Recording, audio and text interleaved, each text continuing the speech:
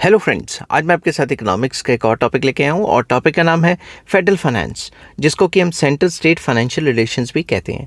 Chapter का नाम भी फेडरल फाइनेंस है और इस चैप्टर के सारे लिंक्स आपको इस वीडियो के डिस्क्रिप्शन में मिल जाएंगे। अगर आप इसका फुल वीडियो देख रहे हैं तो आपको डिस्क्रिप्शन में बाकी चैप्टर्स के लिंक मिल जाएंगे। तो चलिए शुरू करते हैं। इस वीडियो में मैं डिस्कस करूँगा फेडरल फाइनेंस क्या होता है और फेडरल फाइनेंस के प्रिंसिपल्स क्या हैं। ठीक है, तो चलिए शुरू करते हैं without wasting any time. Federal finance implies the finance in which the sources of income and expenditure are distributed among the central government, state governments and the local governments according to provisions of the constitution। तो federal finance एक ऐसा subject है जो कि finance से deal करता है, खर्चे और आमदनी से डील करता है कि कितना खर्चा और आमदनी किसके बीच में डिस्ट्रीब्यूट किया जाएगा, सेंट्रल गवर्नमेंट को कितना मिलेगा, स्टेट गवर्नमेंट्स को कितना मिलेगा और जो लोकल सेल्फ गवर्नमेंट्स पंचायतें या म्यूनिसिपल कॉरपोरेशंस हैं उनको कितना पैसा जाएगा। समझिए बात। आपको पता है सरकार क्या करती है, टैक्स इकट्ठा करती है। अब टैक्स कितने परसेंट सेंट्रल गवर्नमेंट के पास रहेगा, कितना स्टेट गवर्नमेंट्स के पास जाएगा और कितना ही जो लोकल सेल्फ गवर्नमेंट्स हैं जैसे पंचायत एंड म्यूनिसिपल कॉरपोरेशंस उनके पास टैक्स का हिस्सा जाएगा ताकि वो अपना खर्चा निकाल सकें। ठीक है, the financial system of India is federal. India में फेडरल सिस्टम है कि स्टेट्स हैं उनकी अपनी पावर्स हैं, वो भी टैक्स कलेक्ट करती हैं। समझिए बात।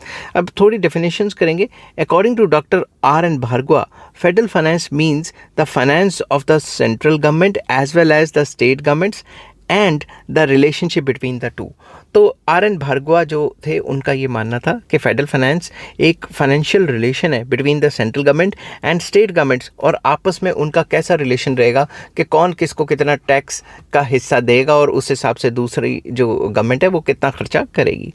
The meaning of federal finance can be comprehended with the help of following characteristics. तो इसके फीचर्स क्या हैं वो भी डिस्कस करेंगे। ये फीचर्स में आ जाते हैं। तो सबसे पहले फर्स्ट पॉइंट आ जाता है, in the federal finance the sources of income and heads of expenditure are distributed between the central and state governments according to the constitution। तो सिंपल वर्ड्स में ये फर्स्ट फीचर ये आ जाता है कि सेंट्रल गवर्नमेंट और स्टेट गवर्नमेंट के बीच में कितना इनकम जो है डिस्ट्रीब्यूट की जाएगी ताकि वो अपने खर्चे निकाल सकें। ये सारा काम अकॉर्डिंग टू कॉन्स्टिट्यूशन होगा। कॉन्स्टिट्यूशन में जो लिखा है उसी के हिसाब से चलेगा। Their jurisdiction and rights are clearly defined in the constitution कि किसके पास कितनी ज्यूरिसडिक्शन है, कौन किस टाइप का टैक्स इकट्ठा कर सकता है और किसका क्या कितना राइट है इतने पैसे लेने का, सेंट्रल गवर्नमेंट से कितने स्टेट्स वगैरह ले सकती हैं, वो सब कुछ कॉन्स्टिट्यूशन में डिफाइंड है, वेल मेंशन्ड है। ठीक है, सेकंड पॉइंट आ जाता है, in the federal finance the sources of income and heads of expenditure of the central and the state governments are different. तो सिंपल वर्ड्स में ये बताया गया कि सोर्सेज ऑफ इनकम और जो एक्सपेंडिचर है जो सेंट्रल और स्टेट गवर्नमेंट के हैं वो आपस में डिफरेंट है। ठीक है, सेंट्रल गवर्नमेंट जो टैक्सेस इकट्ठे करता है वो अलग है, जो स्टेट गवर्नमेंट टैक्सेस इकट्ठे करता है वो अलग है। The states are also financially aided by the central. तो एक तो स्टेट गवर्नमेंट अपने भी टैक्सेस इकट्ठा करता है, ठीक है, और दूसरा जो स्टेट गवर्नमेंट्स हैं उनको जो सेंट्रल गवर्नमेंट ने पैसा इकट्ठा किया है उसमें में से भी कुछ हिस्सा जाता है। ठीक है, although the state governments have administrative autonomy, उनके पास ऑटोनॉमी है, फ्रीडम है, मगर इतनी भी ज़्यादा नहीं है, yet they remain subordinate to the centre. ठीक है, वैसे तो स्टेट गवर्नमेंट्स के पास अपनी फाइनेंशियल फ्रीडम है, वो अपने अपने टैक्स इकट्ठा कर सकती हैं, जो उनको स्टेट सब्जेक्ट के अंडर टैक्सेस आते हैं वो इकट्ठा कर सकती हैं, बट फिर भी वो सेंट्रल गवर्नमेंट के सबऑर्डिनेट रहेंगी, सेंट्रल गवर्नमेंट से नीचे रहेंगी, सेंट्रल गवर्नमेंट को ज़्यादा पावर होगी। No state is free to fall apart from the central government on its own. कोई भी स्टेट को ये आज़ादी नहीं है कि वो अपने आप को अलग डिक्लेयर कर दे, पूरे के पूरे जो कंट्री है या सेंट्रल गवर्नमेंट से अलग डिक्लेयर कर सकती है। फेडरल सिस्टम है मगर इसका मतलब ये नहीं कि कोई अलग ही स्टेट बना लो। समझ गई बात। फोर्थ फीचर आ जाता है, in case of any financial dispute arising between the central and the state governments the solution there of is sought according to the constitutional provisions. अगर सेंट्रल गवर्नमेंट और स्टेट गवर्नमेंट के बीच में कोई भी कन्फ्लिक्ट आ जाता है, फाइनेंशियल पंगा पड़ जाता है या फाइनेंशियल डिस्प्यूट आ जाता है तो उसको कॉन्स्टिट्यूशनल प्रोविजंस के हिसाब से सॉल्व किया जाता है। ठीक है, सुप्रीम कोर्ट में केस चले जाता है और सुप्रीम कोर्ट कॉन्स्टिट्यूशन के हिसाब से फैसले दे देती है। अब नेक्स्ट टॉपिक इसी में आ जाता है, प्रिंसिपल्स ऑफ फेडरल फाइनेंस, कि फेडरल फाइनेंस के प्रिंसिपल्स या असूल क्या होने चाहिए, किन उसूलों पे बेस्ड होना चाहिए, किन प्रिंसिपल्स पे फेडरल फाइनेंस चलता है। ठीक है, principles of federal finance aim at proper management of the sources of income and heads of expenditure between the central government and the state governments। तो बेसिकली जो प्रिंसिपल्स हैं, जो उसूल हैं फेडरल फाइनेंस के, इनका मेन मकसद होता है कि अच्छे से मैनेज किया जा सके जो भी सरकारी खर्चे और आमदनी है between the central government and the state government, और उनमें कोई डिस्प्यूट्स ना आए। The main principles of federal finance are as follows. तो कौन कौन से प्रिंसिपल्स हैं? सबसे पहला principle of independence and responsibility, very important. Every government, चाहे वो सेंट्रल गवर्नमेंट हो, स्टेट गवर्नमेंट हो या लोकल सेल्फ गवर्नमेंट जैसे म्यूनसिपल कॉर्पोरेशन या पंचायतें हैं, of a federal state should be fully independent in the matters of its internal financial affairs। तो सिंपल वर्ड्स में जो भी चाहे सेंट्रल गवर्नमेंट है, स्टेट गवर्नमेंट है या लोकल सेल्फ गवर्नमेंट है, अपने इंटरनल मैटर्स में वो फुली इंटरनली फाइनेंशियल मैटर्स में उसको फ्रीडम होनी चाहिए कि वो अपने हिसाब से अपने टैक्सेस को इकट्ठा करे और अपने हिसाब से अपना खर्चा कर सके। Every government should have the right to get income as per its own requirements. तो जितना भी उस सरकार को रिक्वायरमेंट्स है, उसको उस रिक्वायरमेंट्स को डील करने के लिए उसके पास पावर्स होनी चाहिए जिससे वो अपने टैक्स को या इनकम को जनरेट कर सके। For it the state should be given the rights by which it can get revenue through taxation with in its territorial jurisdiction. तो इसके लिए जो भी स्टेट है या सेंटर है या लोकल सेल्फ गवर्नमेंट है, उसके पास ये पावर्स या राइट्स होने चाहिए ताकि वो अपने इलाके, अपनी जुरिस्डिक्शन के अंडर फलां टाइप के टैक्स लगा सके ताकि वो आमदनी जनरेट कर सके। If it fails to meet its requirements by this revenue, it should also be free to raise public loans. तो उसको मतलब फ्रीडम होनी चाहिए कि अगर उसके खर्चे निकल नहीं रहे हैं उस जगह की टैक्सेशन से, तो वो लोन्स रेज कर सके, तो लोन्स भी ले सके, क्योंकि उस पर्टिकुलर गवर्नमेंट ने खर्चा तो चलाना ही है। Different governments should also have the right to spend their respective incomes as per their desire. तो वो अपने डिज़ायर के हिसाब से अपना जो खर्चा है वो कर सकें, ये चीज़ होनी चाहिए। अलग अलग गवर्नमेंट्स हैं, अब जैसे गवर्नमेंट ऑफ पंजाब है, गवर्नमेंट ऑफ हरियाणा है, गवर्नमेंट ऑफ उत्तर प्रदेश है, अलग अलग गवर्नमेंट्स हैं, वो उनको राइट होना चाहिए कि जो भी उन्होंने टैक्स से पैसा इकट्ठा किया है वो अपने हिसाब से खर्चा कर सके।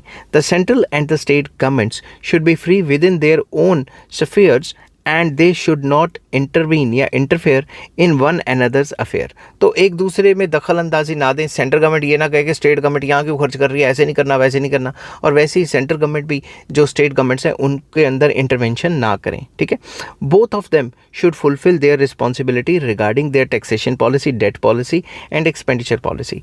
तो ये जो सेंट्रल गवर्नमेंट और स्टेट गवर्नमेंट्स हैं वो अपनी अपनी रिस्पॉन्सिबिलिटी को निभाएं, टैक्स के रिलेटेड हो या फिर कर्जे के रिलेटेड हो या एक्सपेंडिचर के रिलेटेड हो। तो सिंपल वर्ड्स में फर्स्ट पॉइंट हमें बताता है कि इंडिपेंडेंस और रिस्पॉन्सिबिलिटी होनी चाहिए।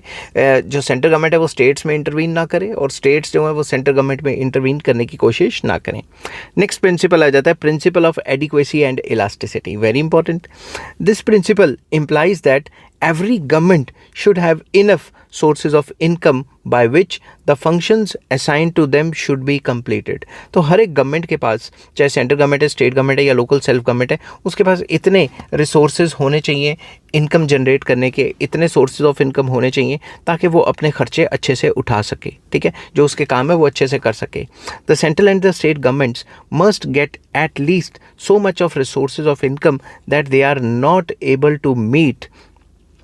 are not able to meet only the present needs but also are capable of meeting the future needs। तो इतना टैक्स इकट्ठा नहीं करना कि भाई आज का गुजारा चले, आज के हिसाब से तो करना ही करना है, बट फ्यूचर नीड्स के हिसाब से भी उनके पास इतनी सोर्सेज ऑफ इनकम होनी चाहिए। Besides the sources of income should be elastic so that changes as per the requirement can be made in them. और सोर्सेज ऑफ इनकम तो होने ही चाहिए, उसके बाद इलास्टिसिटी ऑफ जो है इलास्टिसिटी ऑफ इनकम भी होनी चाहिए कि फ्लेक्सिबल होनी चाहिए। अगर सिचुएशन कहती है कि और ज़्यादा टैक्सेस इकट्ठे करने हैं या और ज़्यादा गवर्नमेंट रेवेन्यू को इंक्रीज़ करना है या डिक्रीज़ करना है, कुछ भी करना है, तो सिचुएशन के चेंज होने से जो है वो अब सोर्सेज ऑफ इनकम में भी चेंजेस लाए जा सकें। ठीक है, थर्ड पॉइंट आ जाता है प्रिंसिपल ऑफ एडमिनिस्ट्रेटिव एफिशिएंसी। अब ये जो पैसा इकट्ठा कर तो लिया है, अब एडमिनिस्ट्रेटिव एफिशिएंसी नहीं होगी तो पैसा वेस्ट हो जाएगा। समझ की बात। Federal finance should be based on the principle of administrative efficiency. Administrative efficiency बहुत ज़रूरी है। This means that too much expenditure should not B incurred on collecting revenue. Revenue को कलेक्ट करने में सरकार इतने ज़्यादा पैसे ना खर्च कर दे कि भाई खर्चा ज़्यादा हो गया और रेवेन्यू इकट्ठा कम हुआ। No tax evasion should take place, कोई भी टैक्स की चोरी ना करे। Maximum administrative capability should be there in the process of tax collection, tax को कलेक्ट करने में मैक्सिमम एडमिनिस्ट्रेटिव कैपेबिलिटी होनी चाहिए। There should be no possibility of double taxation ना हो कि भाई इधर सेंट्रल गवर्नमेंट भी टैक्स लगा रही है, स्टेट गवर्नमेंट भी टैक्स लगा रही है, तो लोग क्या करेंगे, अवॉइड करेंगे ना फिर टैक्स देना, ठीक है। और जैसे मान लो मैंने कार खरीदी, उसके ऊपर भी टैक्स है, ठीक है। जब मैं आरसी बनवाने जा रहा हूँ, रजिस्ट्रेशन सर्टिफिकेट उसके ऊपर भी टैक्स है। इंश्योरेंस कराने जा रहा हूँ, उसके ऊपर भी टैक्स है। ऊपर से जब सड़क पे गाड़ी चला रहा हूँ, उसके ऊपर भी टोल प्लाजा लगे हुए हैं। तो इस टाइप की सिचुएशन नहीं होनी चाहिए जिसमें कि ज़्यादातर लोग दुखी होकर फिर टैक्स इवेजन करना शुरू कर लेते हैं। The interstate taxes should be managed by the central government and the taxes of regional nature should be managed by the state government। तो जो interstate taxes हैं, जो states के बीच में होते हैं, उनको central government manage करे, और जो regional nature के हैं विद इन द state हैं, उसको state manage करे, ठीक है, ताकि interference ना हो। Next principle आ जाता है principle of uniformity, very important। The state government should pursue a uniform policy towards all the states regarding the economic burden and benefits। तो जो सेंट्रल गवर्नमेंट है वो यूनिफॉर्मिटी रखे, यूनिफॉर्म पॉलिसी लेके आए सबके लिए। ऐसा नहीं कि जिन स्टेट्स में हमारी सरकार है, जो सेंट्रल गवर्नमेंट की जो सरकार है, वही अगर स्टेट गवर्नमेंट्स में भी सरकार चल रही है तो उसको हेल्प करेगी, और जहाँ पे डिफरेंट पार्टी की सरकार है उसको खर्चे और आमदनी को टाइट कर दे या फिर उसको परेशानी क्रिएट करे। ऐसा नहीं होना चाहिए। The center should follow the policy of equal responsibility and equal welfare towards every state। तो हर एक स्टेट के लिए जो सेंट्रल गवर्नमेंट है उसकी इक्वल रिस्पॉन्सिबिलिटी और इक्वल वेलफेयर होना चाहिए, ठीक है, इक्वालिटी होनी चाहिए। If more facilities are given to some states, other states will be dissatisfied, assuming it to be a discriminatory policy। अगर स्टेट सेंट्रल गवर्नमेंट कुछ स्टेट्स को फेवर करेगी और बाकियों को फेवर नहीं करेगी तो वो डिस्क्रिमिनेटरी बिहेवियर उसका अच्छा नहीं माना जाएगा। समझ के बाद ये प्रिंसिपल ऑफ फेडरल फाइनेंस के अगेंस्ट माना जाता है। As far as possible central government should follow a uniform policy regarding the tax revenue and the distribution of sources towards all the states. तो जो भी सेंट्रल गवर्नमेंट ने पैसा इकट्ठा किया है, जब वो स्टेट्स को डिस्ट्रीब्यूट करे तो वो बराबरी रखे। वो ये ना देखे कि मेरी जहाँ पर सरकारें हैं वहाँ पे तो दे दूँ और जहाँ पे अपोजिशन पार्टी की सरकारें वहाँ पे ना दूँ, ठीक है, ऐसा अच्छा नहीं होता। नेक्स्ट आ जाता है principle of transference, that is balance development. ये भी काफ़ी इंपॉर्टेंट है। According to this principle it is essential from the point of view of maintaining a minimum living standard for all the citizens that central government collects money from the rich states and distributes it among the poor states। तो जो central government है वो इस हिसाब से लेके चले कि जो अमीर स्टेट्स हैं उनसे ज़्यादा टैक्स इकट्ठा करे और जो गरीब स्टेट्स हैं उनको ज़्यादा जो है पैसे प्रोवाइड करे, ज़्यादा जो है उनको खर्चे के लिए पैसे दे, ताकि एक डिसेंट स्टैंडर्ड ऑफ लिविंग तो मेंटेन हो सके। The ideal distribution of the sources of federation and those of the states should be based on the principle of national minimum for the people living in different states. तो simple words में national minimum का मतलब ये है कि भाई minimum standard of living तो maintain कर सके ना। कई हर एक कंट्री में कुछ गरीब प्रोविंसेस होते हैं, कुछ अमीर प्रोविंसेस होते हैं, तो जो गरीब स्टेट्स हैं उनसे ज़्यादा टैक्स कलेक्शन ना करे, जो अमीर स्टेट्स हैं उनसे ज़्यादा टैक्स कलेक्शन करे और डिस्ट्रीब्यूट करे अमंग पुअर, ताकि वो भी अपना एक मिनिमम स्टैंडर्ड मेंटेन कर सकें। In a federal state it is made possible by transferring the finance from affluent states, जो अमीर स्टेट्स हैं वहाँ से, to poor states, that is people of all the states should be able to meet minimum basic benefits या minimum basic needs जो है रोटी कपड़ा मकान, वो तो हर एक की सेटिस्फाई होनी चाहिए ना। आजकल तो एजुकेशन भी इसमें ऐड हो गया है। The basic reason of all those transfers is to remove the interstate inequalities। तो मेन मकसद क्या है? interstate inequalities को ख़त्म करना, inequalities को ही ख़त्म करना, ठीक है। नेक्स्ट आ जाता है principle of mutual relations and coordination, very important।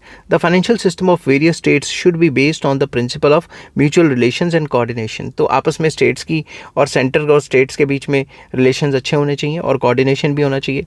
This coordination should not be restricted to taxation alone, rather it should be extended to the public expenditure, current budget, capital expenditure etc। तो ये coordination सिर्फ tax के इकट्ठे करने में ही नहीं होना चाहिए, और भी कई चीज़ों में होना चाहिए कि कितना बजट बनेगा, सरकार कितना खर्चा करेगी, बजट में करंट बजट में क्या क्या स्टेट्स के लिए क्या क्या है और कैपिटल एक्सपेंडिचर्स कितने होंगे वगैरह वगैरह। तो इस टॉपिक को कंक्लूड करते हैं। In brief there are several important principles of federal finance, but these principles keep on changing from time to time। तो time to time ये change होते रहते हैं अपने हिसाब से, क्योंकि जो इकोनॉमिक्स है वो एक कांस्टेंट सब्जेक्ट तो नहीं है, वो एक वेरिएबल है और सिचुएशन के हिसाब से ये प्रिंसिपल्स चेंज होते रहते हैं. Our view point regarding the federal finance should not be limited only to these principles but we should go on making changes in these as per circumstances. तो ऐसा नहीं है कि यही फिक्स्ड प्रिंसिपल्स हैं. प्रिंसिपल्स जो है टाइम टू टाइम और सिचुएशन के हिसाब से, सर्कमस्टांसेस के हिसाब से चेंज होते रहते हैं. आई होप ये वीडियो आपको पसंद आई होगी. अगर पसंद आती है तो please like, share and subscribe. Next topic मैं आपके लिए लेके आऊँगा फाइनेंस कमीशन क्या होती है, उसके सारे का सारा डिटेल.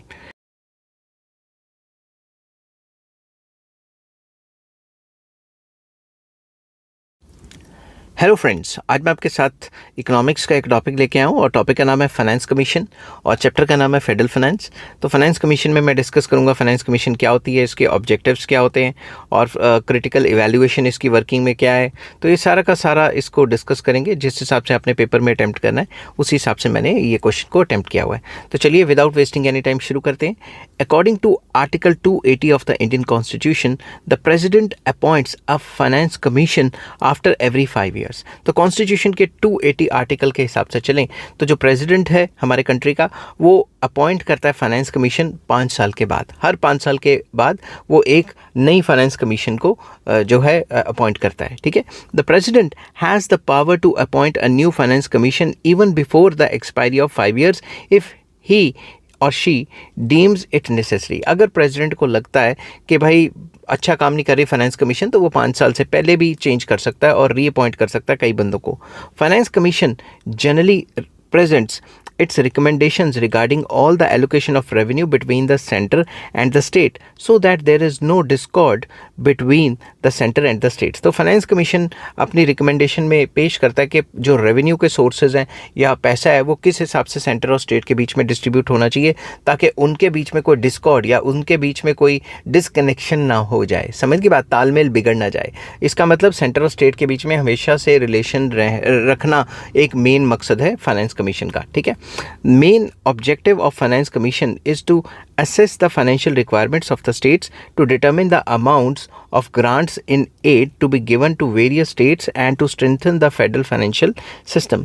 तो मेन ऑब्जेक्टिव फाइनेंस कमीशन का ये होता है कि कितनी रिक्वायरमेंट है स्टेट्स की, उनको कितना पैसा ग्रांट किया जाना चाहिए ताकि वो अपनी प्रॉब्लम्स को सॉल्व कर सकें और सेंटर और स्टेट के जो रिलेशंस हैं उनको स्ट्रेंथन, उनको मजबूत किया जा सके.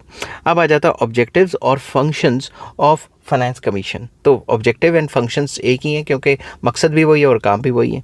तो फर्स्ट पॉइंट आ जाता है to determine the basis of for all the allocation of funds collected from the taxes which are divisible between the center and states. तो सेंटर और स्टेट के बीच में, मतलब सेंटर के पास जितना भी पैसा आया उसको किस हिसाब से, फंड को जो पैसा आया है उसको किस हिसाब से डिवाइड करना है सेंटर और स्टेट के बीच में, ये डिटर्मिन करना कि कितना सेंटर के पास रहेगा और कितना स्टेट्स के पास जाएगा. ये उसका मेन मकसद और मेन काम है. Next, to formulate the principles regarding the grants of the states from the centre. Centre को सेंटर कितना ग्रांट करेगा स्टेट्स को, उसके लिए प्रिंसिपल्स बनाना कि कितने पैसे जाने चाहिए, कितना परसेंट जाना चाहिए. समझ के बाद to continue the agreements between the government of India and the states or to recommend changes in them. तो जो भी एग्रीमेंट्स चल रहे हैं सेंट्रल गवर्नमेंट और स्टेट गवर्नमेंट के बीच में उनको कंटिन्यू करवाना और अगर उसमें कोई रिकमेंडेड चेंजेस या कोई चेंजेस लाने की ज़रूरत है अकॉर्डिंग टू सर्कमस्टांसेस उसको चेंज करना. To consider any other financial matter in the interest of the country on being notified by the president to do so. अगर प्रेसिडेंट चाहता है कि कोई भी एक मैटर पे, फाइनेंशियल मैटर पे उसको कंसिडर किया जाए, उसको डिस्कस किया जाए, तो वो भी कंसिडर करती है. ये जो फाइनेंस कमीशन है उस मैटर को कंसिडर करती है जो भी प्रेसिडेंट उनको कहता है, नोटिफाई करता है कि ये प्रॉब्लम पे आप, फाइनेंशियल प्रॉब्लम पे आप काम करो, उस प्रॉब्लम पे भी जो फाइनेंस कमीशन है वो काम करती है. Main objective of appointment of the finance commission is to keep financial situation between the center and the state governments balanced and to avoid any feeling of ill will between them. तो main मकसद finance commission का लगाने का ये होता है, appoint करने का ये होता है कि सेंटर और स्टेट के बीच में बैलेंस बना रहे और आपस में कोई मतलब तलखी ना हो जाए, आपस में कोई प्रॉब्लम्स ना हो जाए, आपस में इल विल की सिचुएशन ना आ जाए. समझ की बात, बैलेंस बना के रखना ही मेन मकसद होता है फाइनेंस कमीशन का. The success of federal constitution depends upon the success of financial reallocations. तो बेसिकली फाइनेंशियल रिलेशंस, मैंने रीएलोकेशन बोल गया, तो बेसिकली किसी भी फाइनेंशियल स्ट्रक्चर या फाइनेंशियल जो फेडरल जो हमारा सिस्टम है उसको अगर अच्छे से चलाना है तो सेंटर और स्टेट के बीच में जो फाइनेंशियल रिलेशंस हैं उनको मजबूत रखना और उनको अच्छे से चलाना बहुत ज़रूरी है। Generally the state governments feel that the central government is the cause of their weakness, while the central governments feel that the state governments keep on putting maximum pressure on the central exchequer। तो state governments हैं वो ये मानती हैं कि जो central government है वो ही रिस्पॉन्सिबल है उनकी गरीबी के लिए और उनकी फाइनेंशियल प्रॉब्लम्स के लिए, क्योंकि वो अच्छे से सेंट्रल गवर्नमेंट स्टेट गवर्नमेंट को पैसा नहीं दे रही। और जो सेंट्रल गवर्नमेंट्स हैं वो ये मानती हैं कि ये जो स्टेट गवर्नमेंट्स हैं ये सारा का सारा जो सेंट्रल गवर्नमेंट का खजाना है वो खाली कर देंगी, क्योंकि मांग मांग के इनका पेट ही नहीं भर रहा। समझ की बात? तो आपस में दोनों एक दूसरे को शक की नज़र से देखते हैं। अगर अपोजिशन पार्टीज़ के होंगे तो ये प्रॉब्लम और भी ज़्यादा हो जाएगी। ठीक है। Complex financial disputes and problems between the centre and the state remain cropping up. जो भी इनके डिस्प्यूट्स हैं वो लगातार उठते रहते हैं। The appointment of the finance commission is an important step towards a reasonable solution of these complex problems. तो जब भी हम ये जो प्रॉब्लम्स हैं फाइनेंशियल प्रॉब्लम्स जो सेंटर और स्टेट के बीच में, इनको सॉल्व करने के लिए ही जो फाइनेंस कमीशन है उसको लाया गया है। The finance commission while keeping an eye on the requirements of the centre and the states has to find out a way of conciliation between the two. तो फाइनेंस कमीशन को अपना जो है अच्छे से काम करना पड़ता है ताकि सेंटर और स्टेट के बीच में जो भी प्रॉब्लम्स चल रही हैं उनको रिकॉन्साइल किया जा सके। मतलब उनको मेन जो प्रॉब्लम्स हैं, जो मुद्दे चल रहे हैं सेंट्रल गवर्नमेंट और स्टेट गवर्नमेंट के बीच में, जो भी फाइनेंशियल मैटर के लिए डिस्प्यूट्स चल रहा है उसको सॉल्व कराया जा सके। ठीक है। नेक्स्ट आ जाता है critical evaluation of working of finance commission. Finance commission की जो वर्किंग है उसके ऊपर अब हम कंक्लूजन देंगे। Since independence 15 finance commissions have submitted there reports. तो आज़ादी से लेकर अब तक 15 फाइनेंस कमीशंस हैं आ चुकी हैं और उन्होंने अपनी रिपोर्ट्स जो है सबमिट करवाई हुई है। They have recommended basis of sharing divisible taxes and grants in aid to state governments and local bodies. उन्होंने ये बताया कि कौन कौन से टैक्सेस स्टेट्स को मिलने चाहिए, कौन कौन से ग्रांट स्टेट को मिलनी चाहिए और कौन कौन से सेंट्रल गवर्नमेंट के पास रहने चाहिए। They have also recommended funds to meet natural calamities, contingencies for debt relief measures etcetera. तो उन्होंने अपनी रिपोर्ट्स में ये भी बताया हुआ है कि भाई नेचुरल कैलेमिटीज़ को मीट करने के लिए कहाँ से फंड्स आने चाहिए, एमरजेंसी के टाइम पे कहाँ से आएंगे, और डेट रिलीफ के लिए जो कर्जा चढ़ा हुआ है सेंट्रल गवर्नमेंट या स्टेट गवर्नमेंट्स के लिए, उनके लिए क्या मेजर करने हैं। They have tried to make balance between the finances of the center and state। तो मेन मुद्दा तो वही है कि सेंटर और स्टेट में बैलेंस बना के चलना चाहते हैं। They have also suggested various ways to mobilize financial resources। तो कहाँ कहाँ से पैसा आ सकता है उन्होंने उसकी recommendations भी दी हैं। But despite of all these, their working has been criticized on the following grounds। तो फिर भी उनकी जो following grounds पे उनकी बुराइयाँ काफ़ी उनकी की जाती हैं। कौन सी?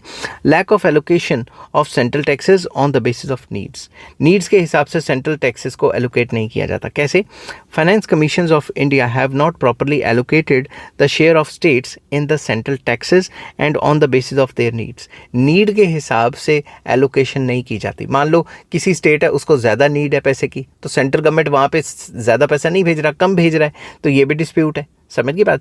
Besides the share of different states is determined by different formulas. तो अलग अलग फार्मूलाज हैं कि किस स्टेट को कितना पैसा दिया जाना चाहिए, तो इसमें पार्शलिटी भी आ जाती है कि अगर जो गवर्नमेंट सेंट्रल गवर्नमेंट में है वही स्टेट गवर्नमेंट में भी सेम पार्टी की गवर्नमेंट है तो अच्छा पैसा एलोकेट कर देते हैं, नहीं तो नहीं करते या कम करते हैं। As a result of it some states get larger share out of the central taxes and then their need while the other state get smaller share. तो कुछ जो स्टेट्स हैं उनको ज़्यादा शेयर मिल जाता है जो सेंट्रल टैक्सेस का, और कुछ जो स्टेट्स हैं उनको कम शेयर मिलता है। ठीक है, तो डिस्क्रिमिनेशन टाइप हो जाती है। नेक्स्ट आ जाता है not a permanent body. Different finance commissions give different recommendations. अलग अलग फाइनेंस कमीशंस आती हैं, वो अलग अलग जो है अपनी रिकमेंडेशंस देती हैं। There is lack of consistency in their recommendations. उनकी रिकमेंडेशंस कंसिस्टेंट नहीं है, कोई आती है ऐसे कर लो, दूसरी आती है ऐसे कर लो, तीसरी आती है ऐसे कर लो, तो किस किस की मानेंगे। थर्ड पॉइंट आ जाता है lack of coordination with planning commission और NITI Aayog. Very important, there is a lack of coordination between working of planning commission या नीति आयोग एंड द फाइनेंस कमीशन। इनमें आपस में कोऑर्डिनेशन होनी चाहिए, जो कि कोऑर्डिनेशन नहीं है। While providing funds to state governments, finance commission does not take much care of plan priorities. तो प्लान्स के हिसाब से, नीति आयोग के हिसाब से जो रिकमेंडेशंस हैं उनके हिसाब से एलोकेट करना चाहिए स्टेट गवर्नमेंट को पैसा, जो कि नहीं किया जाता। Even the duration of finance commission is not matched with the duration of the plans. Plans की ड्यूरेशंस के हिसाब से नहीं चलते। मान लो प्लान 5 साल के बनाए, क्या पता वो फाइनेंस कमीशन 5 साल तक चले ही ना, उसको चेंज कर दिया जाए। Next, limited scope. Scope of Finance Commission is limited. It is not supposed to give recommendations on transfer payments on revenue and capital accounts. तो बेसिकली इनमें जो है उनकी रिकमेंडेशन नहीं ली जाती ट्रांसफ़र पेमेंट्स पे, जो कि रेवेन्यू एंड कैपिटल अकाउंट्स में ट्रांसफ़र पेमेंट्स आती हैं, उनके लिए उनकी रिकमेंडेशंस नहीं ली जाती। These transfer payments are allocated by central government at its own discretion. Central government ये जो ट्रांसफ़र पेमेंट्स है अपनी मर्जी के हिसाब से देती हैं और इनकी रिकमेंडेशन उनमें नहीं सुनी जाती। नेक्स्ट आ जाता है interference of the central government. Central government की इंटरफेरेंस बहुत ज़्यादा रहती है। The working of finance commission is not independent, वो अपने हिसाब से काम नहीं कर सकते। There is excessive interference of the central government in its working. तो सेंट्रल गवर्नमेंट इसको अपॉइंट करेगी। अब आप दिमाग से सोचो, तो सेंट्रल गवर्नमेंट इसकी सुनेगी थोड़ी ना, तो ये कमेटी सेंट्रल गवर्नमेंट के हिसाब से रिकमेंडेशंस देगी। The central government indirectly requires the finance commission to, requires नहीं आएगा यहाँ पे, रिक्रूट्स आएगा, ठीक है। तो यहाँ पे रिक्रूट्स आएगा, recruits the finance commission to assign more funds to find those states which are run by the same political party as in the center and less funds to those states which are run by different political parties than in the centre. Simple words में indirectly central government ही recruit करती है finance commission को, और central government ये बताती है कि ज़्यादा फंड्स उन स्टेट्स को दिलवाने हैं जो हमारी सेम पार्टी के हैं, जहाँ सेम पार्टी का रूल चल रहा है, और जहाँ पे कोई और पार्टी का रूल चल रहा है वहाँ पे कम पैसे भिजवाने हैं। This discretionary allocation of funds creates distress among the states who get less funds. तो जिनके पास कम पैसे आए उनको तो स्ट्रेस हो गया ना, उनको तो प्रॉब्लम क्रिएट होगी। तो इसी वजह से सेंटर स्टेट गवर्नमेंट में जो सेंटर स्टेट कन्फ्लिक्ट है वो अराइज होता है, ठीक है। अब सजेशंस क्या हैं for the improvement in the working of finance commission. Finance commission की वर्किंग को इम्प्रूव कैसे किया जा सकता है? पहला पॉइंट, परमानेंट फाइनेंस कमीशन बनाओ। परमानेंट, ये नहीं कि हर तीसरे चौथे दिन चेंज कर दी, ठीक है। Finance commission should B a permanent institution. It will have many advantages. Like अगर permanent होगा तो कई advantages होंगे, जैसे कि it will be possible to introduce changes in the recommendations according to the situation. तो situation के हिसाब से वो अपनी recommendations दे सकती है और उसी के ऊपर काम भी किया जा सकता है. It will be possible to evaluate constantly the particular difficulties and responsibilities of the tax system of the state. तो ये भी देखा जा सकता है, evaluate किया जा सकता है कि जो state है उसके जो states हैं उसके tax का system कैसे चल रहा है, कौन कौन सी उसको difficulties follow करनी पड़ रही हैं और कौन कौन सी responsibilities हैं उसके ऊपर. There will be continuity in the functioning of the finance commission. Finance commission की जो वर्किंग है उस पर कंटिन्यूटी रहेगी. ये नहीं कि नई फाइनेंस कमीशन आई उसने अपने हिसाब से काम शुरू कर दिया, तीसरी आई उसने अपने हिसाब से काम शुरू कर दिया. It will reduce the scope of central government to make discretionary transfers of states. तो सेंट्रल गवर्नमेंट के ऊपर चेक रहेगा कि वो अपनी मनमर्जी से ही जो है पैसे ट्रांसफ़र ना करते रहें उन स्टेट्स को जहाँ पे उनकी खुद की गवर्नमेंट है, जो पार्टी सेंटर में है वही पार्टी स्टेट में भी हुई तो उनको ज़्यादा कर देगी और बाकियों को कम कर देगी. इस पर एक चेक रहेगा. तो सेकेंड मेन सजेशन आ जाती है enlargement of the purview of finance commission. Finance commission का परव्यू थोड़ा एनलार्ज करना चाहिए. Scope of finance commission should be enlarge so as to include it in all transfer payments on revenue and capital accounts. तो इसके अंदर जो transfer payments होती हैं रेवेन्यू और कैपिटल अकाउंट्स में वो भी डालनी चाहिए ताकि उन पर भी एक चेक रखा जा सके. It implies that no transfer payments should be made without the recommendation of finance commission. Finance commission के रिकमेंडेशन के बिना कोई भी ट्रांसफ़र पेमेंट किसी स्टेट्स को नहीं जाएगी. It will reduce the interference of the central government in the financial affairs of the states. इससे क्या होगा, जो इंटरफेरेंस है सेंट्रल गवर्नमेंट की स्टेट गवर्नमेंट्स में कि ऐसा करो तभी पैसे दूंगी, वैसा है, वो चीज़ें कम हो जाएंगी. It will also reduce the suspicion and distrust in the states which are governed by different political parties than centre. तो वो जो स्टेट्स हैं जो सेंट्रल गवर्नमेंट के ऊपर भरोसा नहीं करती, जहाँ पे डिफरेंट पॉलिटिकल पार्टी का रूल है, उसके अंदर भी जो डिस्ट्रस्ट एंड जो सस्पिशन है, जो शक करते हैं या फिर जो कन्फ्लिक्ट है वो भी नहीं रहेगा. नेक्स्ट आ जाता है more coordination between finance commission and NITI Aayog. जो नीति आयोग है या जो प्लानिंग कमीशन है और जो फाइनेंस कमीशन है उसके बीच में कोऑर्डिनेशन होना चाहिए। There is a need for more coordination between finance commission and NITI Aayog. Allocation of central assistance among the states for the implementation of plans should be made with mutual cooperation of NITI Aayog and finance commission. तो basically आपस में ये दो institutions में coordination होना चाहिए। तो जो भी प्लान्स या या नीति आयोग जो भी प्लान बनाती है उसके हिसाब से जो है फंड्स को एलोकेट किया जाना चाहिए। The duration of finance commission should be matched with the period of plans. तो जितने 5-5 साल के प्लान बन रहे हैं अगर, तो फाइनेंस कमीशन का भी टाइम 5-5 साल का ही होना चाहिए। नेक्स्ट आ जाता है reduction in economic disparities, very important. Finance commission should make efforts to reduce economic inequalities among the states. जो भी स्टेट्स हैं उनके बीच में जो इनइक्वालिटीज़ हैं उनको रिड्यूस करवाए कौन? Finance commission. मतलब जो गरीब स्टेट्स हैं उनको ज़्यादा एलोकेशन करे फंड्स की। To achieve this objective finance commission should treat all divisible taxes like income tax, excise duty etcetera as a part of one divisible pool and the same be allocated to states on the basis of their needs. तो जो भी जितने भी जो central government के sources है revenue के, उनको इकट्ठा करके एक पूल में रखे और मतलब एक ही पूल बनाए फंड्स का और उसमें में से एलोकेट करे नीडी स्टेट्स को ज़्यादा पैसे। ठीक है। Inter state disparities should be reduced by allocating more funds to backward states. वही वाली बात आ गई दोबारा। अब कंक्लूजन करते हैं।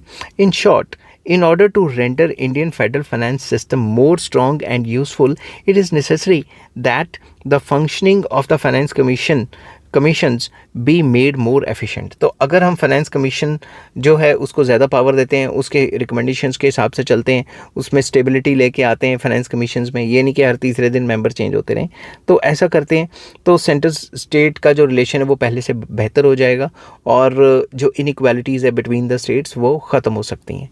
आई होप ये वीडियो आपको पसंद आई होगी। अगर पसंद आती है तो please like, share and subscribe.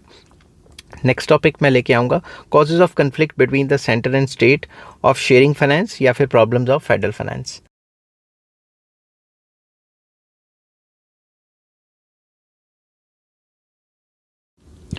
Hello friends, आज मैं आपके साथ इकोनॉमिक्स का एक और टॉपिक लेके आया हूँ और टॉपिक का नाम है causes of conflict between centre and states of sharing finance या फिर प्रॉब्लम्स ऑफ फेडरल फाइनेंस। कि फेडरल फाइनेंस की प्रॉब्लम्स क्या हैं, क्या कन्फ्लिक्ट है सेंट्रल गवर्नमेंट और स्टेट गवर्नमेंट्स के बीच में पैसे के रिलेटेड, वो डिस्कस करेंगे। और जिस हिसाब से पेपर में मैंने आपने लिखना है उस हिसाब से मैंने अटेम्प्ट किया हुआ है। तो सबसे पहले प्रॉब्लम्स डिस्कस करेंगे और उसके बाद इस वीडियो के एंड में जो सजेशंस हैं वो भी डिस्कस करेंगे कि इन प्रॉब्लम्स को किस तरीके से सॉल्व किया जा सकता है। ठीक है, तो चलिए शुरू करते हैं। In the last few decades, there has been growing conflict between central government and states over the matters of division of financial resources.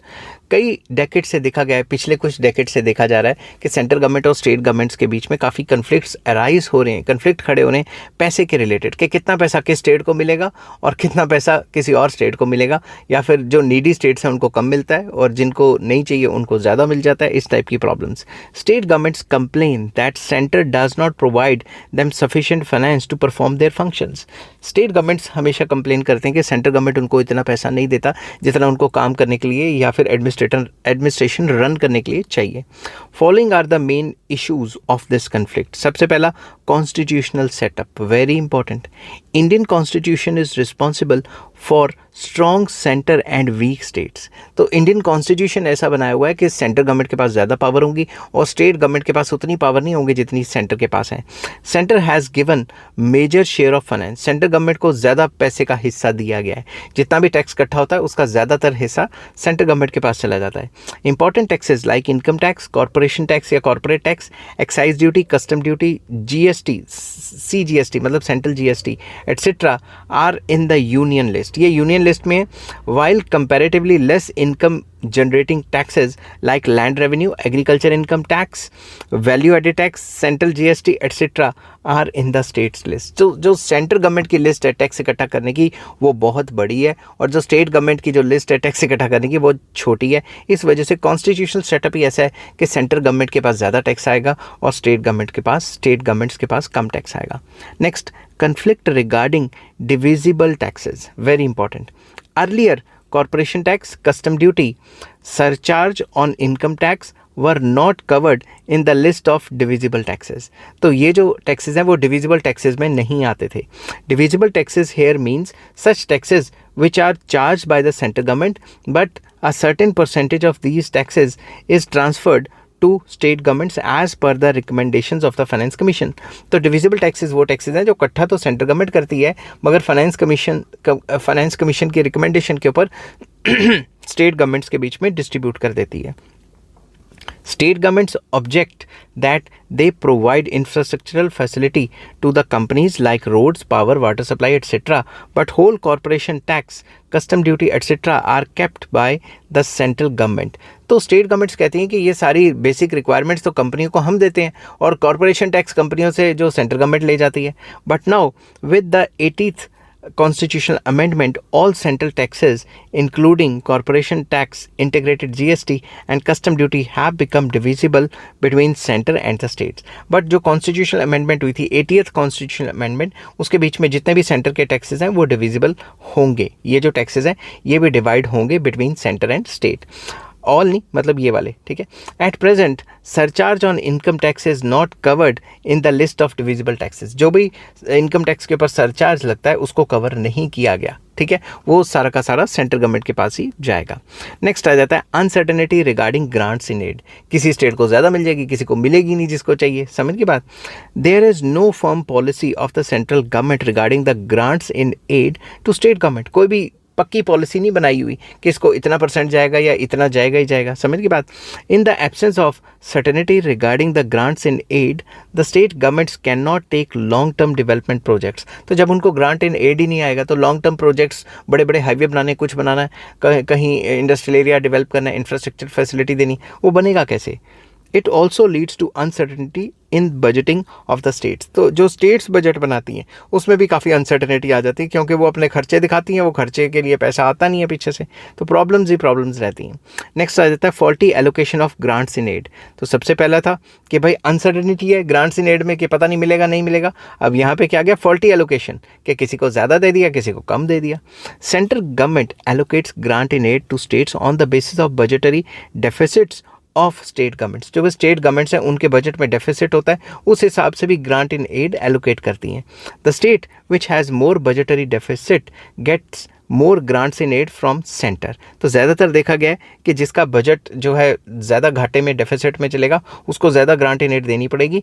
This clause is misused by some states as even some more advance states deliberately show budgetary deficits just to get grants in aid. तो कई states हैं जिनका budget positive भी रह सकता है, फिर भी वो घाटा शो करते हैं ताकि उनको सेंट्रल गवर्नमेंट से ज़्यादा पैसा मिल सके। Central government should provide grants in aid according to the development needs of the states rather than on the basis of deficit in the budget. तो सेंट्रल गवर्नमेंट ये ना देखे कि बजट में घाटा हुआ है उसके हिसाब से ग्रांट इन एड दे, बल्कि उसके हिसाब से दे कि उस स्टेट की डेवलपमेंट नीड्स क्या है या वहाँ पे इनइक्वालिटीज़ कितनी है। जो पिछड़ी हुई स्टेट्स हैं उनको ज़्यादा देना चाहिए। नेक्स्ट आ जाता है ऑब्जेक्शन ऑफ बैकवर्ड स्टेट्स। जो बैकवर्ड स्टेट्स हैं वो भी ऑब्जेक्शन, उनकी भी ऑब्जेक्शन है। क्या? Backward states argue that the process of resources transfer through financial commission and planning commission, that is NITI Aayog, has failed to correct regional imbalances. वो कहते हैं कि जो फाइनेंस कमीशन के थ्रू रिकमेंडेशन होकर हमें जितना पैसा चाहिए उतना तो आता नहीं, और उतना पैसा नहीं आएगा तो रीजनल इनइक्वालिटीज़ जो हैं वो बढ़ती जा रही हैं। States like Bihar, Orissa etcetera, और भी कई गरीब स्टेट्स हैं विच were backward at the time of independence are backward even now। ठीक है, even now आना चाहिए था, यहाँ पे मैंने जो है वो स्पीड में गलत लिख दिया, एवरी नाउ। ठीक है, इवन नाउ। तो इवन नाउ ये जो स्टेट्स हैं जब देश आज़ाद हुआ था तब तो बैकवर्ड थी, अभी भी बैकवर्ड है। तो मतलब इतने साल फाइनेंस कमीशन ने क्या किया? अब जो सरकारें आती वो कहती पिछली सरकार ने ये किया, वो सरकार आती वो कहती पिछली सरकार ने ये किया। तो ऐसे नहीं होना चाहिए, ब्लेम गेम नहीं होनी चाहिए। सब सरकारें अच्छे से काम करें, यही मेन मकसद रहता है एक अच्छे डेमोक्रेसी में। तो नेक्स्ट आ जाता है abolition of sales tax. Sales tax had been the major source of tax revenue for the states. States का मेन सोर्स ऑफ रेवेन्यू जो होता था वो होता था sales tax. It accounted for 60% of the state tax revenue. 60% सरकारों का जो स्टेट गवर्नमेंट्स हैं उनका रेवेन्यू सिर्फ सेल्स टैक्स से आता था। Central government abolish sales tax and introduced VAT and GST in its place. तो उसकी जगह पे जो है जीएसटी और वैट जो है वैल्यू एडेड टैक्स उसको इंट्रोड्यूस कर दिया गया। At present value added tax is applicable only on petroleum products. Petroleum products के ऊपर ही वैट लगता है और वैट नहीं लगता। समझ की बात। Some state governments argue that VAT and GST may not be able to generate enough revenue like sales tax. तो कई जो है लोगों का या कई गवर्नमेंट्स का ये भी मानना है, उन्होंने कमेटियाँ बिठाई और उनकी रिकमेंडेशंस भी है कि भाई ये जो सेल्स टैक्स से जितना पैसा आता था स्टेट गवर्नमेंट्स को उतना वैट से और जीएसटी से नहीं आता। ठीक है, तो उनके तो सोर्सेज ऑफ रेवेन्यू कम हो गए। Next, abolition of railway passenger tax, very important. Earlier railway passenger tax was imposed and its proceeds were given to the state governments. तो जो भी रेलवे पैसेंजर टैक्स लगता था, जिस स्टेट में से वो निकल रही है ट्रेन उस स्टेट को जाता था। But now central government has abolish this tax. अब इस टैक्स को ख़त्म कर दिया गया। As a result sources of income of state governments has reduced, resulting in conflict between the center and state। तो पहले रेलवे पैसेंजर टैक्स होता था, जिस स्टेट में से निकल रही है उनको मिल जाता था। अब इस टाइप का कोई है नहीं रेलवे पैसेंजर टैक्स, तो फिर जो स्टेट गवर्नमेंट्स हैं उनके सोर्सेज ऑफ रेवेन्यू और कम हो गए हैं। इसकी वजह से भी सेंट्रल गवर्नमेंट और स्टेट गवर्नमेंट है उसमें कन्फ्लिक्ट आ जाता है। नेक्स्ट आ जाता है less financial freedom to states. States को इतनी ज़्यादा फाइनेंशियल फ्रीडम नहीं है। Centre has been interfering in the matters of falling in state list। जो स्टेट लिस्ट्स के अंदर मैटर्स आ जाते हैं जिनके ऊपर स्टेट गवर्नमेंट को फुल पावर है, उनमें भी सेंट्रल गवर्नमेंट इंटरफेयर करने पे लगी हुई है। ठीक है, centre even interferes in the use of grants in aid by the state governments. तो किसको एड देनी है किसको एड नहीं देनी, उसमें भी इंटरफेरेंस बहुत ज़्यादा है सेंट्रल गवर्नमेंट की। States are not given free hand in using the finances which they have received from centre. तो सेंटर से जो पैसा आया है स्टेट्स को, उनको भी अपने हिसाब से इस्तेमाल नहीं करने देती, इंटरफेरेंस बहुत ज़्यादा है। Next, discretionary fund allocation. ये तो सबसे इंपॉर्टेंट पॉइंट है। Sometimes central government provides discretionary funds to some discretionary funds to sometimes नहीं some states आना था, यहाँ मैं सम स्टेट्स लिख देता हूँ। Sometimes central government provides discretionary funds to some states. तो कुछ स्टेट्स को डिस्क्रिशनरी पैसा दे देती हैं, जहाँ पे उनकी खुद की सरकार होगी उनको अच्छा खासा दे देंगी, जहाँ पे किसी और पार्टी की सरकार होगी उसको नहीं देगी या कम देगी। It creates a feeling of suspicion and distrust to other states specially which are governed by political parties other than the party in power at centre. तो जो सेंट्रल गवर्नमेंट में पावर में पार्टी है वही अगर स्टेट में भी है तो अच्छा खासा पैसा दे देगी, अगर कोई और है तो पैसा कम देगी। तो डिस्क्रिशनरी एलोकेशन ऑफ फंड्स भी मेन मुद्दा है सेंटर और स्टेट के बीच में टेंशन्स के लिए। नेक्स्ट पॉइंट आ जाता है less elastic financial resources. Very important, financial resources of centre are more elastic, more flexible है, ज़्यादा पैसा इकट्ठा कर सकता है। While the state governments are less elastic. जो स्टेट गवर्नमेंट है उनके पास इतनी फ्लेक्सिबिलिटी नहीं है कि वो ज़्यादा सोर्सेज ऑफ रेवेन्यू लेके आएँ और ज़्यादा सोर्सेज ऑफ रेवेन्यू से पैसा इकट्ठा कर सकें। Elastic resources here means that they have considerable scope of expansion like income tax, excise duty, custom duty have considerably increased, while the sources of state governments like land revenue, agricultural income tax have less chances of expansion। तो ये जो elasticity है वो central governments जो tax इकट्ठा करती है, जैसे कि इनकम टैक्स वो भी बढ़ सकता है, एक्साइज ड्यूटी बढ़ सकती है, कस्टम ड्यूटी बढ़ सकती है, तो ज़्यादा पैसे आ सकते हैं सेंट्रल गवर्नमेंट को। मगर दूसरी तरफ जो सोर्सेज से स्टेट गवर्नमेंट पैसा इकट्ठा करती है वो इलास्टिक नहीं है, उनसे ज़्यादा पैसा इकट्ठा नहीं किया जा सकता। तो ये भी प्रॉब्लम है। अब ये जो प्रॉब्लम्स हैं इनको सॉल्व करने के लिए क्या करें? Suggestions to solve the conflict between the centre and the states. क्या करें? सबसे पहला कई सजेशंस हैं। 1 or 2 taxes from income tax, 1 or 2 taxes from income tax, corporation tax and custom duty should be transferred from union list to state list। तो कई economist recommend करते हैं कि 1 or 2 taxes from income tax या corporation tax या custom duties वगैरह, इनमें में से कुछ टैक्स, एक टैक्स या एक से ज़्यादा टैक्स भाई स्टेट गवर्नमेंट को दे दो ताकि वो अपने खर्चे तो पूरे कर सके। Second suggestion, at least 50% of the divisible taxes should be provided to states. तो जितने भी टैक्सेस हैं उसमें से 50% तो सेंटर अपने पास रखे, कम से कम 50% तो स्टेट्स को दे ताकि वो भी अपने खर्चे पूरे कर सकें। नेक्स्ट आ जाता है states should be given more freedom to mobilise resources like internal borrowings वगैरह वगैरह। तो स्टेट्स जो है इंटरनल बोरिंग्स कर सकें और अपने उनको ज़्यादा फ्रीडम होनी चाहिए ताकि वो अपने रिसोर्सेज को ज़्यादा से ज़्यादा मोबिलाइज कर सकें। ठीक है, मतलब internally with in the state borings कर सकें वो। Interference of central government in the financial affairs of the state should be minimum. तो जो सेंट्रल गवर्नमेंट जो इंटरफेरेंस कर रही है स्टेट के जो फाइनेंशियल मैटर्स हैं वो भी कम होने चाहिए। Next, there should be no discriminatory transfers to states. ऐसा नहीं कि खुद की पार्टी की सरकार है किसी स्टेट में वहाँ ज़्यादा पैसे दे दिए। Such transfers create suspicion in the state particularly which are governed by political party other than the party in the center। तो जो सेंटर में पार्टी है वो जहाँ स्टेट में पार्टी सेम पार्टी की है वहाँ पे ज़्यादा पैसे दे देगी, बाकी में कम देगी, तो फिर तो पंगे पड़ने ही हैं, फिर तो प्रॉब्लम्स आनी है। Next, the powers and finance functions of central and states should be clearly specified. जो कॉन्स्टिट्यूशन है वहाँ पे पावर्स एंड फंक्शन सेंटर और स्टेट की क्लियरली मेंशन होनी चाहिए। एम्बिग्यूटी नहीं होनी चाहिए कि मतलब जैसे लैंग्वेज होती है ना कॉन्स्टिट्यूशन की अकॉर्डिंग टू ये वो मतलब स्ट्रिक्ट होनी चाहिए और साफ़ होनी चाहिए कि इसको इतना मिलेगा, इसको इतना मिलेगा। डिस्क्रिशनरी टाइप नहीं होनी चाहिए। ठीक है, centre should not perform task which are within the jurisdiction of the state. तो सेंटर को वो काम ही नहीं करने चाहिए जो स्टेट की ज्यूरिसडिक्शन में आते हैं। It will reduce the expenditure of the centre, it will reduce the expenditure of center and resources thus saved can be given as more grants in aid to the state। अगर सरकार दखल अंदाजी देगी state के काम में तो सरकार का ही ज़्यादा, सेंट्रल गवर्नमेंट का ही ज़्यादा खर्चा होगा, और खर्चा होगा तो ग्रांट इन एड कम हो जाएगी। तो इससे अच्छा सरकार टांग ना फंसाए, जो स्टेट गवर्नमेंट्स के जो काम है उनमें सेंट्रल गवर्नमेंट टांग ना फंसाए, और जो पैसे बचते हैं इंटरफेरेंस करेगी तो पैसा तो खर्च होएगा ही, जो पैसे बचेंगे उसको स्टेट्स को अच्छे से बांट दिया जाए। Next, more finance should be provided to backward states so as to reduce interstate disparities. तो जो पिछड़े हुए जो स्टेट्स हैं उनको ज़्यादा पैसा देना चाहिए ताकि वो अपनी गरीबी से निकल सकें। नेक्स्ट आ जाता है states taxes from the states list should not be abolished by the center without the prior consultation of state governments। तो स्टेट गवर्नमेंट्स की प्रायर कंसल्टेशन, उनसे पूछे बगैर जो स्टेट गवर्नमेंट में जो टैक्स, स्टेट लिस्ट में जो टैक्सेस हैं उनको नहीं निकाला जाना चाहिए। समझ की बात, अगर स्टेट गवर्नमेंट्स के जो टैक्सेस हैं स्टेट लिस्ट के अंदर जो सब्जेक्ट हैं, स्टेट सब्जेक्ट हैं, उनको रिड्यूस नहीं किया जाना चाहिए सिंपल वर्ड्स में। और अगर करना है तो पहले स्टेट्स की कंसल्टेशन तो ले लो। Moreover the states must be compensated for any revenue loss resulting from replacing any tax from the state list with the new tax। अगर सेंट्रल गवर्नमेंट कोई भी नया टैक्स स्टेट लिस्ट में डालती है और पुराने को निकालती है, उसकी वजह से जो भी स्टेट्स को लॉस होगा उसको भी कंपनसेट करना चाहिए सेंट्रल गवर्नमेंट को।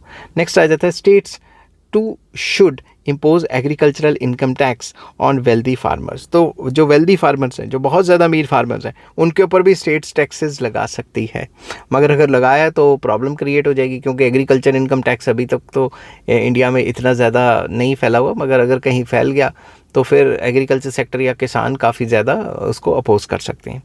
तो ये था पूरा का पूरा टॉपिक आपका, और इस चैप्टर के सारे लिंक्स आपको इस वीडियो के डिस्क्रिप्शन में मिल जाएंगे। Take care, bye bye.